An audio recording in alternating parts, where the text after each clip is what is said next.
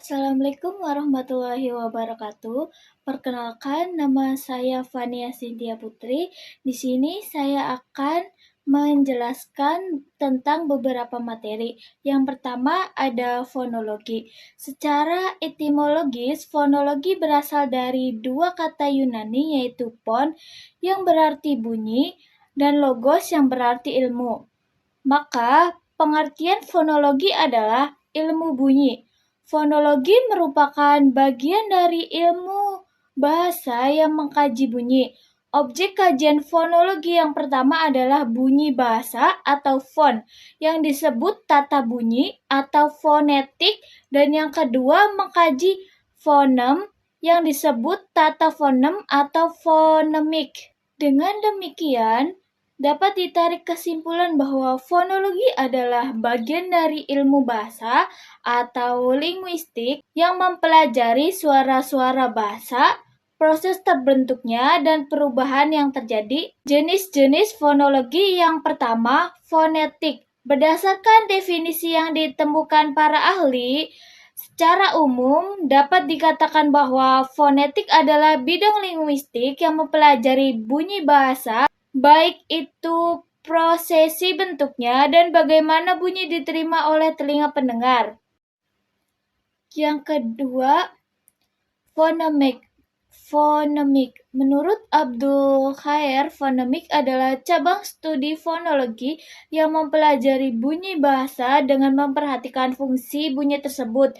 Sebagai pembeda makna, menurut Ahmad Mu'afak, bahwa fonemik adalah cabang studi fonologi yang menyelidiki dan mempelajari bunyi, ujarnya, atau bahasa atau sistem fonem, suatu bahasa dalam fungsinya sebagai pembeda arti. Dengan demikian, dapat dikatakan bahwa istilah fonemik dapat didefinisikan sebagai satuan bahasa terkecil yang bersifat fungsional, artinya satuan fonem memiliki fungsi untuk membedakan makna. Peran fonologi dalam kajian linguistik. Yang pertama, fonologi memainkan peran krusial dalam kajian linguistik, terutama dalam memahami struktur dan fungsi bunyi dalam bahasa.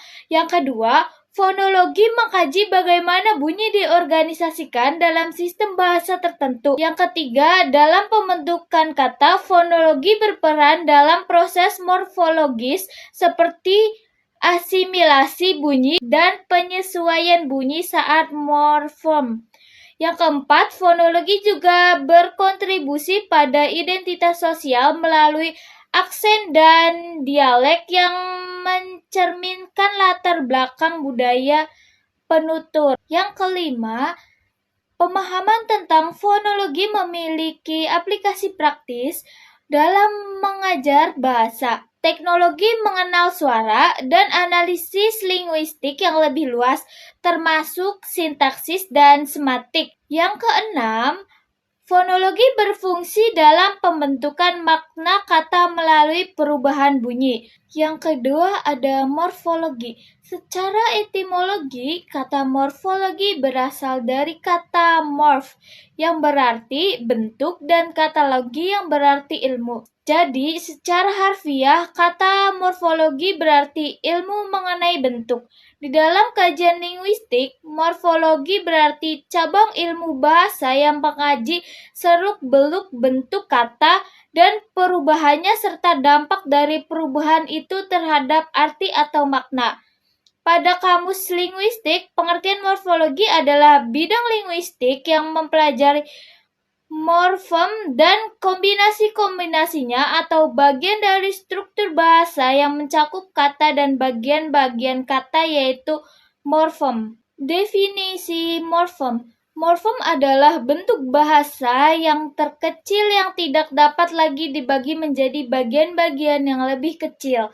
Misalnya, kata putus jika dibagi menjadi pu dan tus, bagian-bagian itu tidak dapat lagi disebut morfem karena tidak memiliki makna, baik makna leksikal maupun makna gramatikal.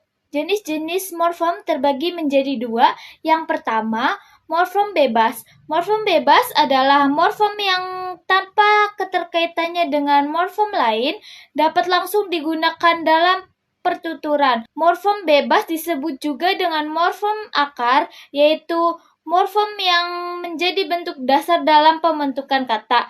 Disebut bentuk dasar karena belum mengalami perubahan secara morfemis. Yang kedua, morfem terikat. Morfem terikat adalah morfem yang terlebih dahulu bergabung dengan morfem lain untuk dapat digunakan dalam pertuturan.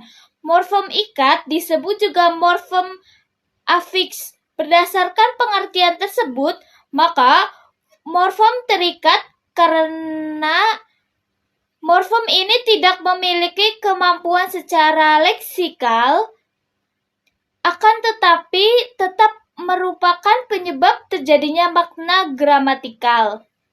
Proses morfologi terbagi menjadi 4. Yang pertama, afiksasi atau pengibuhan. Yang kedua, reduplikasi atau pengulangan. Yang ketiga, komposisi atau perpaduan. Yang keempat, konversi atau perubahan. Kedudukan morfologi dalam linguistik. Dalam ilmu linguistik, kajian morfologi berada di antara kajian fonologi dan sintaksis. Sebagai kajian yang terletak di antara kajian fonologi dan sintaksis, maka kajian morfologi itu mempunyai kaitan baik dengan fonologi maupun dengan sintaksis. Keterikatannya dengan fonologi jelas dengan adanya kajian yang disebut morfologi atau morfofonemik, yaitu ilmu yang mengkaji terjadinya perubahan fonem akibat adanya proses morfologi. Yang ketiga ada sintaksis. Kata sintaksis berasal dari bahasa Yunani yang merupakan sun dan taten yang artinya mengatur bersama-sama. Sintaksis adalah bagian dari tata bahasa yang mempelajari dasar-dasar dan proses-proses pembentukan kalimat suatu bahasa. Hakikat sintaksis. Sintaksis sebagai bagian dari ilmu bahasa mempersoalkan hubungan antar kata yang dengan lebih besar satuan-satuan dalam suatu konstruksi yang disebut kalimat. Kalimat diuraikan atas klausa-klausa yang membentuk kalimat itu, lalu klausa diuraikan atas frasa-frasa yang membentuk klausa itu, dan frasa diuraikan atas kata-kata yang membentuk frasa itu. Alat sintaksis. Urutan kata dalam bahasa Indonesia menjadi penting. Maksudnya, urutan kata boleh dipindahkan asalkan maknanya tetap dalam bahasa Indonesia. Misalnya, kata kemarin dalam kalimat, saya kemarin terjatuh dari sepeda motor, saya terjatuh dari sepeda motor kemarin, kemarin saya terjatuh dari sepeda motor. Sintaksis. Fungsi sintaksis akan menghubungkan kata atau frasa dalam kalimat itu. Artinya, fungsi itu memiliki hubungan dengan urutan kata atau frasa dalam kalimat.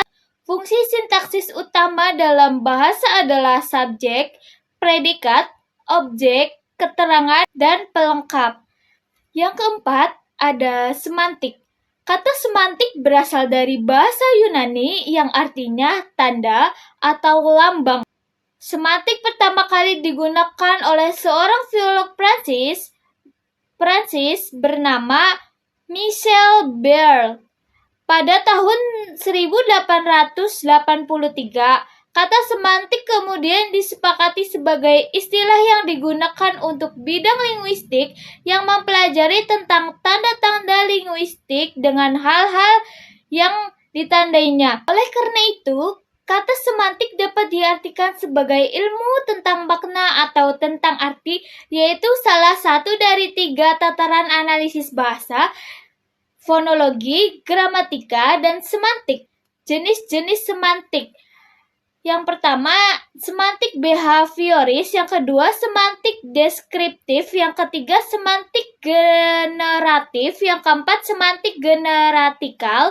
Yang kelima, semantik leksikal. Yang keenam, semantik sintaksikal. Yang ketujuh, semantik maksud. Contoh semantik. Berikut adalah beberapa contoh kalimat yang menggambarkan sebagai aspek semantik dalam bahasa. Yang pertama, makna gramatikal terbentuk ketika suatu proses gramatikal telah mengolah kata yang memiliki makna. Contoh, kuda berlari cepat. Di sini imbuhan ber menunjukkan bahwa subjek melakukan tindakan berlari. Yang kedua, makna denotatif adalah makna asli, makna asal, atau makna sebenarnya yang memiliki sebuah leksem. Contoh, bunga mawar berwarna merah. Kalimat ini menyatakan fakta bahwa mawar memiliki warna merah tanpa konotasi tambahan. Yang ketiga, makna idiom adalah ujaran yang maknanya tidak dapat diramalkan dari makna-makna unsurnya. Contoh, dia menjual gigi. Ini berarti dia tertawa sangat keras, bukan secara harfiah menjual gigi. 4. Personifikasi adalah gaya bahasa yang menggambarkan seolah-olah benda mati atau makhluk non-manusia memiliki sifat-sifat manusia. Contohnya, awan menari-nari di langit. Awan diberikan sifat manusia dengan kata menari-nari. Yang kelima, hiperbola adalah melebih-lebihkan suatu objek atau situasi bahkan dengan cara yang tidak masuk akal. Contoh, aku sudah menunggu 1000 tahun. Pernyataan ini melebih-lebihkan waktu menunggu untuk menekankan rasa sabar. Yang keenam, eufemisme adalah gaya bahasa yang menggunakan kata-kata halus untuk menggantikan kata-kata yang kasar, tabu, atau menyinggung. Contoh, dia sudah tiada. Menggunakan ungkapan yang lebih halus daripada mengatakan seseorang telah meninggal. Yang ketujuh, ironi adalah gaya bahasa yang mengungkapkan sindiran halus dengan menyatakan kebalikan dari fakta yang sebenarnya. Contoh, bagus sekali tulisanmu sampai-sampai tidak bisa dibaca. Sindiran yang menyatakan sebaliknya dari kenyataan. Yang kelima, wacana. Dalam pengertian linguistik, wacana adalah kesatuan makna atau semantis antar bagian di dalam suatu bangun bahasa.